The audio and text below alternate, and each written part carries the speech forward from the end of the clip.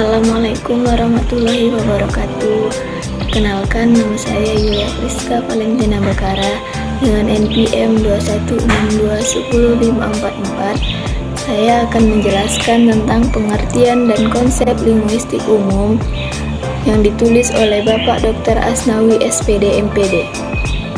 Sejarah singkat linguistik umum, nama keilmuan suatu disiplin ilmu dalam waktu tertentu memperlihatkan objek dan cakupannya.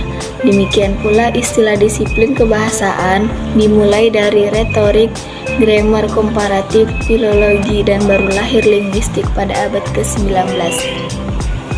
Seperti halnya dengan disiplin ilmu-ilmu lain, sejarah linguistik pun disebut-sebut bermuka dari orang-orang Greek yang mengembangkan ilmu retorika. Nama Georgias rekan sejaman tercatat sebagai ahli retorika ternama. Istilah-istilah yang disusunnya masih populer sampai saat ini, seperti antitesis, asonen, dan sebangsanya. Pada waktu itu, tentu saja orientasi dan horizon pemandangan mereka hanya terbatas pada bahasa Greek saja. Wajarlah kalau ada sifat kaufinistik, merasa bahwa bahasa-bahasa lebih rendah daripada bahasa Greek. Perasaan ini sekarang dinamakan sebagai linguistik kaufinistik. Walau demikian, mereka sudah merasa bahwa bahasa berbeda satu sama lainnya, tetapi rasa bahasa sama-sama ada pada manusia. Konsep ini sejajar dengan apa yang oleh tata bahasa transformasi istilahkan kesemestaan, bahasa universal of language. Nama lain adalah Plato pada tahun 429 sampai 347 sebelum Masehi, yang sering disebut sebagai tata bahasawan pertama. Dia menganalisis bahasa sebagai terurai antara si pelaku dan tindakan. Kemudian muridnya Aristotle pada tahun 384 sampai 322 sebelum Masehi secara terperinci membagi ujaran menjadi beberapa unsur dan digolongkan pada jenis kata. Diperkenalkannya istilah seperti subject, predicate, gender, number, case, person, tense, and mood. Linguistik secara populer, orang sering menyatakan bahwa linguistik adalah ilmu tentang bahasa atau ilmu yang menjadi. Apakah linguistik itu? Linguistik adalah ilmu bahasa. Dari kata lain, lingua artinya bahasa. Dalam bahasa Inggris dan Perancis artinya language. Linguistik dalam bahasa Inggris berkaitan dengan language. Dalam bahasa Perancis, linguistik berkaitan dengan language. Dalam bahasa Indonesia, linguistik adalah nama bidang ilmu dan kata sifatnya adalah linguistik atau linguistik. Kata linguistik berpadanan dengan linguistik dalam bahasa Inggris, linguistik dalam bahasa Perancis, dan linguistik dalam bahasa Belanda. Diturunkan dari kata bahasa lain, lingua yang berarti bahasa. Bahasa Perancis mempunyai dua istilah, yaitu langue dan language dengan makna yang berbeda. Apa itu linguis? Linguis adalah orang yang ahli dalam linguistik atau pakar linguistik. Selain itu, linguis juga berarti orang yang fasih dalam beberapa bahasa, misalnya bahasa Indonesia, bahasa Inggris, bahasa Arab, bahasa Belanda, dan lain-lain. Bahasa-bahasa di dunia ini memiliki banyak perbedaan dan juga persamaannya. Namun, ada ciri-ciri yang universal dan hak, itulah yang diteliti dalam linguistik. Sering dikatakan bersifat umum dan karena itu pula sama ilmu ini linguistik bahasa juga disebut linguistik umum. Disiplin linguistik dewasa ini sudah mengalami ketiga tahap di atas. Artinya, disiplin linguistik ini sekarang sudah bisa dikatakan merupakan kegiatan ilmiah. Linguistik sangat mementingkan data empiris dalam melaksanakan penelitiannya. Kegiatan empiris biasanya bekerja secara induktif dan deduktif dengan beruntun.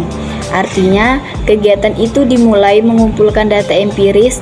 Data empiris itu dianalisis dan diklarifikasikan, lalu ditarik suatu kesimpulan umum berdasarkan data empiris itu. Kesimpulan ini biasanya disebut kesimpulan induktif. Kemudian kesimpulan ini diuji lagi pada dua empiris dan diperluas. Jika dengan data empiris baru ini kesimpulan itu tetap berlaku. maka kesimpulan itu berarti semakin kuat kedudukannya. Apabila data baru itu tidak cocok dengan kesimpulan itu, maka berarti kesimpulan itu menjadi goyah kedudukannya. Jadi perlu diwaspadai dan direvisi. Apa objek kajian linguistik?